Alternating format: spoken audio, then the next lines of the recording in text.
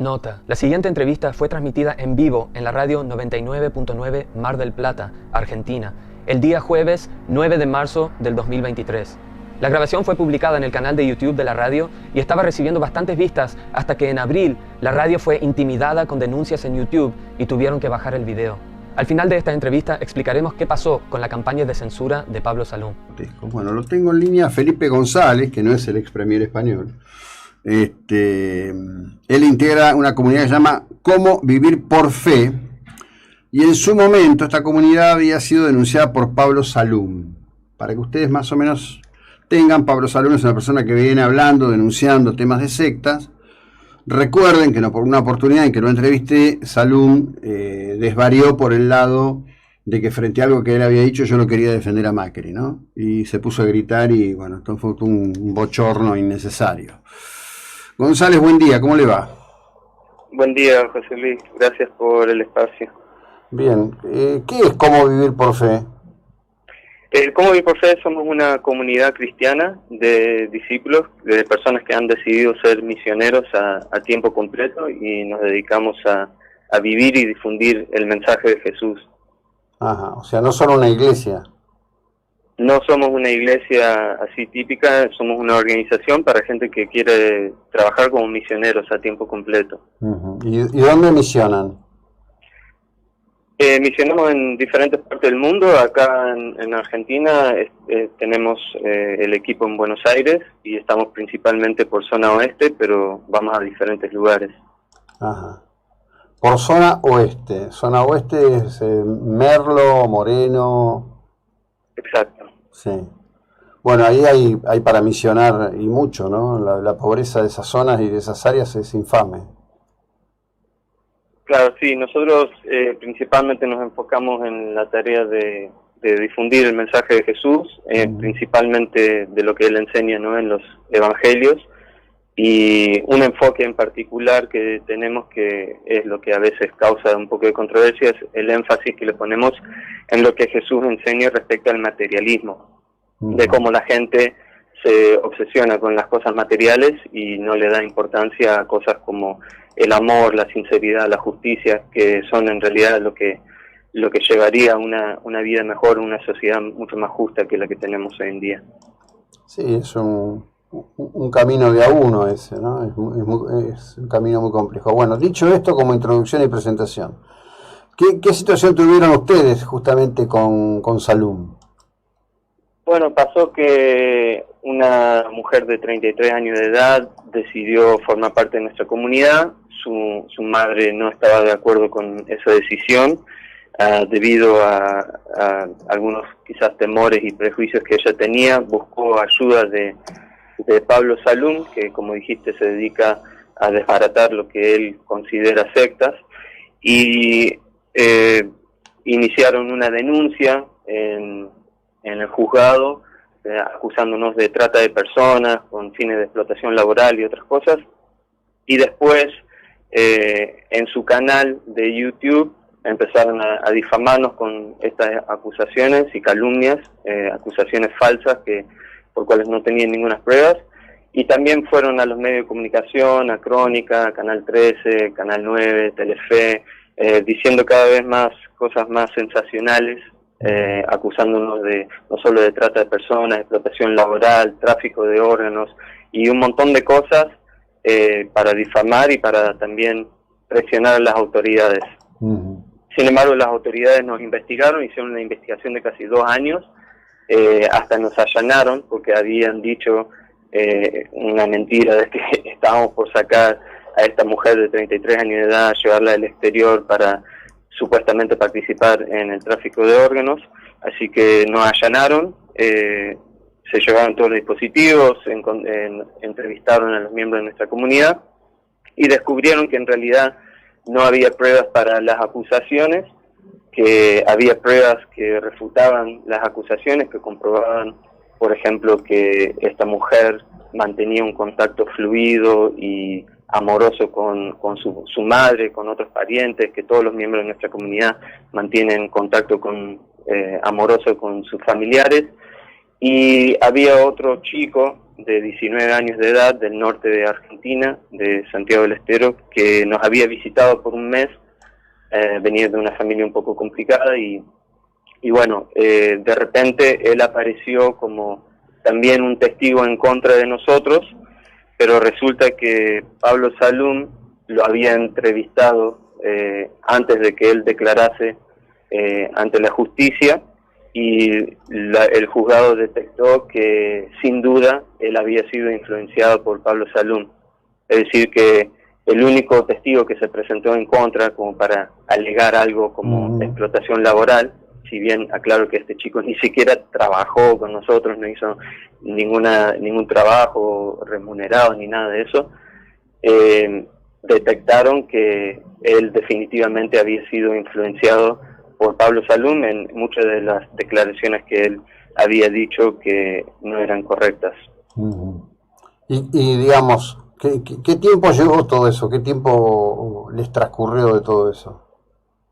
La denuncia inicial se hizo en marzo del 2021. Nosotros no sabíamos que eso estaba en curso, pero a nosotros nos vinieron a allanar el 5 de mayo del 2022, o sea, más de un año después, y el día después que nos allanaron, cuando ya nos habían quitado todos los dispositivos y no podíamos responder a nada mediáticamente, básicamente, fue que Pablo Salum empezó su campaña de desinformación en su canal y en los medios de comunicación.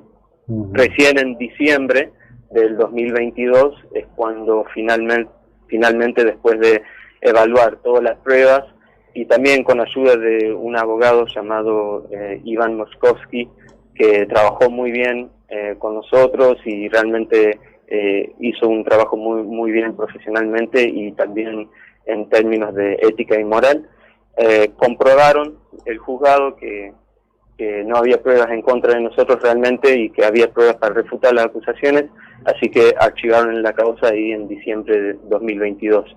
Después de eso, nosotros empezamos a hacer algunos videos en nuestro canal de cómo vivir por fe y en otro canal llamado Corona de Espinas, donde empezamos a exponer muchas de las mentiras que Pablo Salum había dicho en contra de nosotros, y ahí Pablo Salum empezó a hacer algunas campañas pidiéndole a YouTube que bajen nuestros videos, supuestamente por derechos de autor, porque habíamos citado a él diciendo cosas en contra de nosotros.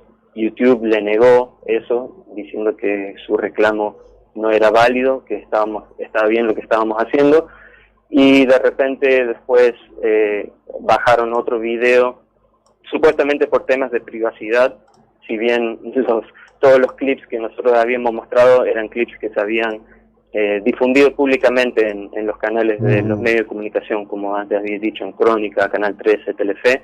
Bueno, alguien empezó anónimamente, alegó que eso era una falta de privacidad, que mostrásemos esas imágenes, y YouTube nos bajó ese video. Claro. ¿Y hoy en qué situación están? Y hoy estamos tratando de que se conozca la verdad de lo que pasó. Tenemos muchas inquietudes respecto a cómo se están manejando las leyes de trata de personas, porque parecieran estar siendo usados como una herramienta de persecución ideológica, no solo contra nosotros, sino también contra otros grupos.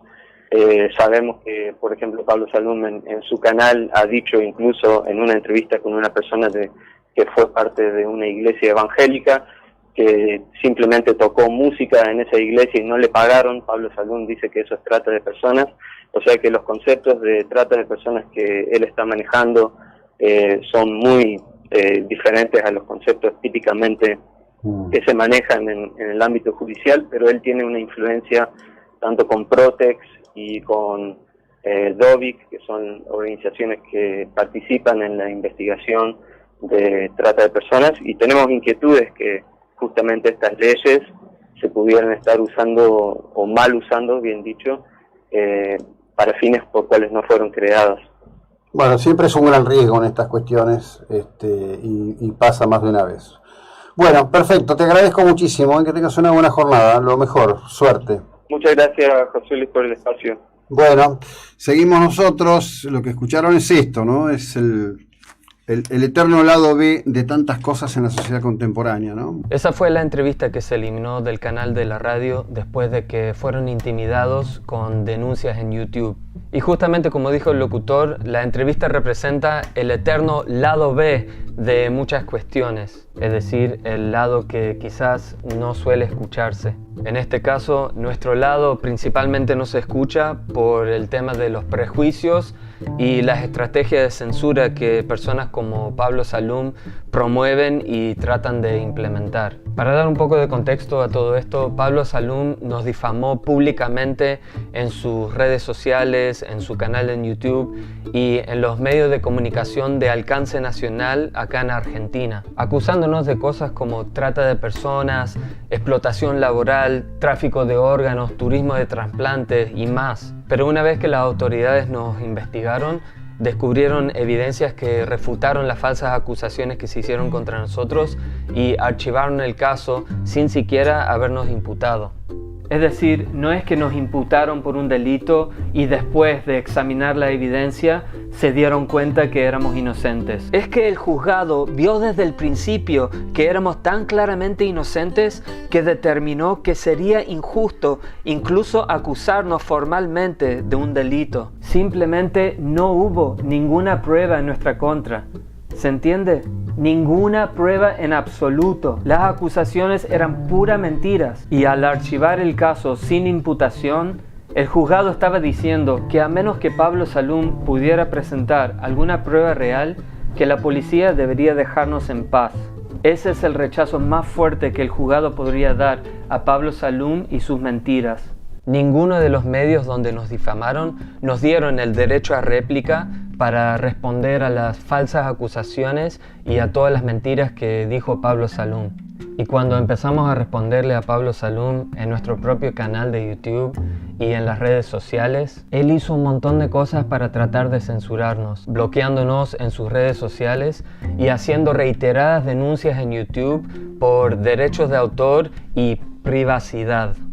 Y en una de las últimas vueltas que Pablo Salum hizo muchas denuncias contra nosotros en YouTube, los de la radio también recibieron denuncias en YouTube y se sintieron presionados en bajar el video para no arriesgarse legalmente. Ahora, para aclarar, Pablo Salum es una personalidad pública que nos acusó públicamente, así que cualquier reclamo a privacidad realmente no tiene sentido. Además, estamos usando pequeños clips del contenido de él para responder directamente a las falsas acusaciones que se hicieron, algo que está permitido dentro del concepto de uso legítimo que está dentro de la ley de derechos de autor. Así que después de que le explicamos a YouTube lo que estaba pasando y cómo estábamos usando el contenido, YouTube restauró nuestros videos así tal cual como estaban, porque no habíamos infringido en realidad las políticas de YouTube. Te aliento a que veas los videos en el canal para que veas qué es la información que Pablo Salum tanto quiere que el público no sepa.